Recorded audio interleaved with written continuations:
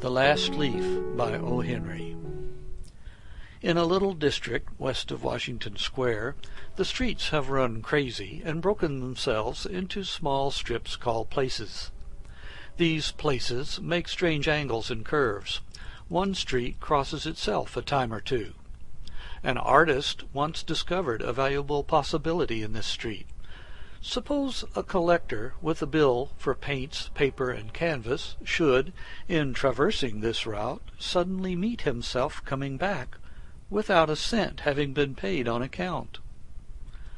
So to quaint old Greenwich Village the art people soon came prowling, hunting for north windows and 18th-century gables and Dutch attics and low rents. Then they imported some pewter mugs and a chafing dish or two from Sixth Avenue, and became a colony. At the top of a squatty 3-story brick, Sue and Johnsy had their studio. Johnsy was familiar for Joanna. One was from Maine, the other from California. They had met at the table d'hote of an 8th Street Delmonico's, and found their tastes in art, chicory salad, and bishop's leaves so congenial that the joint studio resulted. That was in May. In November, a cold, unseen stranger, whom the doctors called pneumonia, stalked about the colony, touching one here and there with his icy fingers. Over on the east side, this ravager strode boldly, smiting his victims by scores, but his feet trod slowly through the maze of the narrow and moss-grown places. Mr. Pneumonia was not what you would call a chivalric old gentleman. A mite of a little woman with blood thinned by California zephyrs was hardly fair game for the red-fisted, short-breathed old duffer. But Johnsy he smote, and she lay, scarcely moving, on her painted iron bedstead, looking through the small Dutch window-panes at the blank side of the next brick house. One morning the busy doctor invited Sue into the hallway with a shaggy gray eyebrow. "She has one chance in, let us say, 10, he said, as he shook down the mercury in his clinical thermometer. "And that chance is for her to want to live. This way people have of lining up on the side of the undertaker makes the entire pharmacopoeia look silly. Your little lady has made up her mind that she's not going to get well. Has she anything on her mind?" She wanted to paint the Bay of Naples some day," said Sue.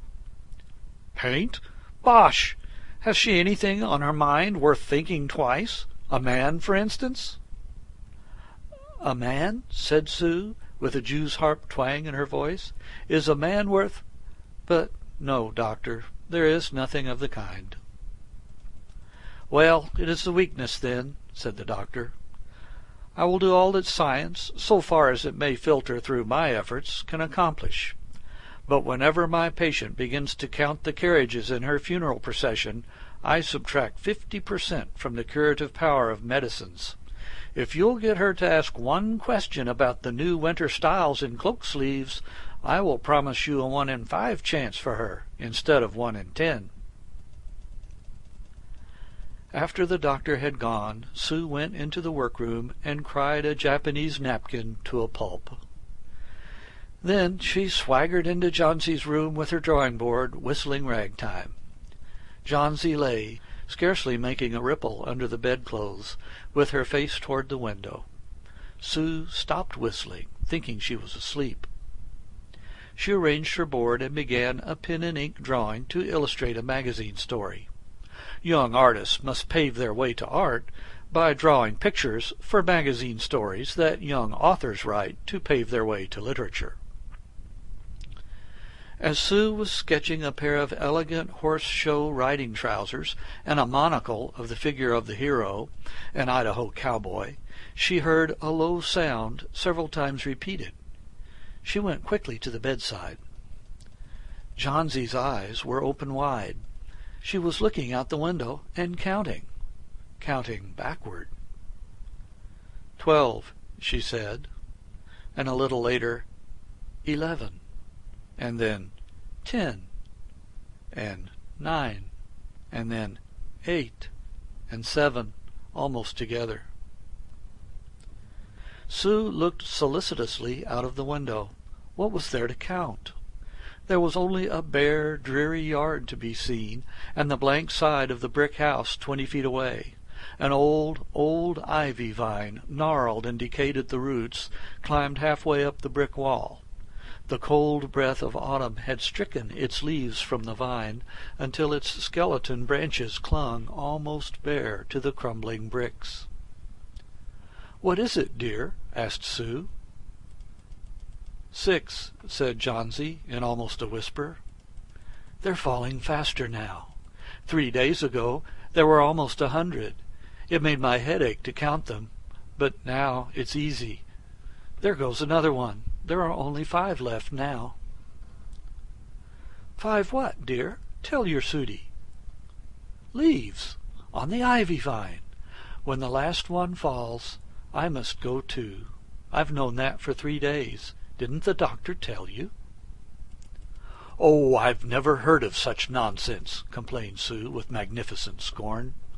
"What have old ivy leaves to do with your getting well? And you used to love that vine so, you naughty girl. Don't be a goosey. Why, the doctor told me this morning that your chances for getting well real soon were— Let's see exactly what he said. He said the chances were 10 to 1. Why, that's almost as good as a chance as we have in New York when we ride in the streetcars or walk past a new building. Try to take some broth now, and let Sudie go back to her drawing, so she can sell the editor man with it, and buy port wine for her sick child, and pork chops for her greedy self." "You needn't get any more wine," said Johnsy, keeping her eyes fixed out the window. "There goes another. No, I don't want any broth. That leaves just 4. I want to see the last one fall before it gets dark. Then I'll go too." "Johnsy, dear," said Sue, bending over her, "will you promise me to keep your eyes closed and not look out that window until I'm done working? I must hand these drawings in by tomorrow. I need the light, or I'd draw the shade down."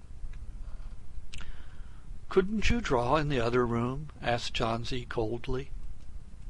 "I'd rather be here by you," said Sue. "Besides, I don't want you to keep looking at those silly ivy leaves." "Tell me as soon as you've finished," said Johnsy, closing her eyes and lying white and still as a fallen statue, "because I want to see the last one fall. I'm tired of waiting. I'm tired of thinking. I want to turn loose my hold on everything and go sailing down, down, just like one of those poor tired leaves." "Try to sleep," said Sue. "I must call Behrman up to be my model for the old hermit miner. I'll not be gone a minute. Don't try to move till I come back." Old Behrman was a painter who lived on the ground floor beneath them. He was past 60 and had a Michelangelo's Moses beard curling down from the head of a satyr along with the body of an imp. Behrman was a failure in art. 40 years he had wielded the brush without getting near enough to touch the hem of his mistress's robe. He had been always about to paint a masterpiece, but had never yet begun it. For several years he had painted nothing except now and then a daub in the line of commerce or advertising.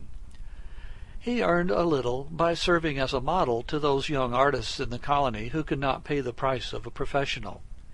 He drank gin to excess, and still talked of his coming masterpiece. For the rest, he was a fierce little old man who scoffed terribly at softness in anyone, and who regarded himself as a special mastiff in waiting to protect the 2 young artists in the studio above. Sue found Behrman smelling strongly of juniper berries in his dimly lighted den below. In one corner was a blank canvas on an easel that had been waiting there for 25 years to receive the first line of the masterpiece. She told him of Johnsy's fancy, and how she feared she would indeed, light and fragile as a leaf herself, float away when her slight hold upon the world grew weaker. Old Behrman with his red eyes plainly streaming, shouted his contempt and derision for such idiotic imaginings. "Was," he cried, "is there people in the world mit foolishness to die because leaves they drop off from a confounded vine? I have not heard of such a thing. No, I will not pose as a model for your fool hermit dunderhead. Why do you allow that silly business to come into brain of her? Ach, that poor little Miss Jansi." "She's very ill and weak," said Sue, "and the fever has left her mind morbid and full of strange fancies." "Very well, Mr. Behrman. If you do not care to pose for me, you needn't, but I think you are an horrid old flipperty-gibbet." "You are just like a woman," yelled Behrman. "Who said I will not pose? Go on, I commit you. For half an hour I have been trying to say that I am ready to pose. God, is there not any place which one so good as Miss Jansi shall lie sick? Some day I will paint a masterpiece, and we shall all go away. God, yes." Jansi was sleeping when they went upstairs. Sue pulled the shade down to the window-sill and motioned Behrman into the other room. In there they peered out the window fearfully at the ivy vine. Then they looked at each other for a moment without speaking. A persistent cold rain was falling, mingled with snow. Behrman, in his old blue shirt, took his seat as the hermit miner on an upturned kettle for a rock. When Sue awoke from an hour's sleep the next morning, she found Jansi with dull, wide-open eyes staring at the drawn green shade. "Pull it up, I want to see," she ordered in a whisper. Wearily Sue obeyed. But lo!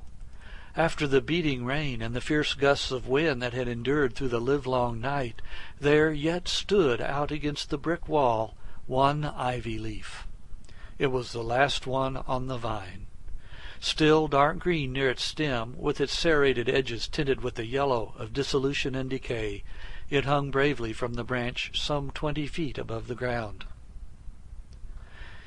"It is the last one," said Jansi.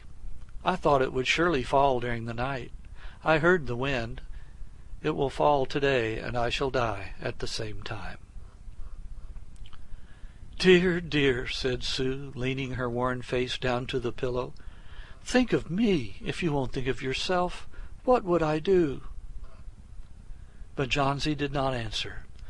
The lonesomest thing in all the world is a soul when it is making ready to go on its mysterious, far journey. The fancy seemed to possess her more strongly as one by one the ties that bound her to friendship and to the earth were loosed. The day wore away, and even through the twilight they could see the lone ivy leaf clinging to its stem against the wall. And then, with the coming of the night, the north wind was again loosed, while the rain still beat against the windows and pattered down from the low Dutch eaves. When it was light enough, Jansi the merciless commanded that the shade be raised. The ivy leaf was still there. Jansi lay for a long time looking at it, and then she called to Sue, who was stirring her chicken broth over the gas stove. "I've been a bad girl, Sudie," said Jansi. "Something has made that last leaf stay there to show me how wicked I was. It is a sin to want to die. You may bring me a little broth now, and some milk with a little port in it, and... No, bring me the hand mirror first, and then pack some pillows about me, and I'll sit up and watch you cook." An hour later she said, "Sudie, some day I hope to paint the Bay of Naples." The doctor came in the afternoon, and Sue had an excuse to go into the hallway as he left. "Even chances," said the doctor, taking Sue's thin, shaking hand in his. "With good nursing you'll win. And now I must see another case I have downstairs. Behrman, his name is. Some kind of artist, I believe. Pneumonia, too. He's an old, weak man, and the attack is acute. There is no hope for him. But he goes to the hospital today to be made more comfortable." The next day The doctor said to Sue, "She's out of danger. You won. Nutrition and care now, that's all." And that afternoon Sue came to the bed where Johnsy lay, contentedly knitting a very blue and very useless woolen shoulder scarf, and put one arm around her, pillows and all. "I have something to tell you, White Mouse," she said. "Mr. Behrman died of pneumonia today in the hospital. He was ill only 2 days. The janitor found him in the morning of the first day in his room downstairs, helpless with pain. His shoes and clothing were wet through and icy cold. They couldn't imagine where he had been on such a dreadful night, and then they found a lantern still lighted, and a ladder that had been dragged from its place, and some scattered brushes, and a palette with green and yellow colors mixed on it, and— Look out the window, dear, at the last ivy leaf on the wall. Didn't you wonder why it never fluttered or moved when the wind blew?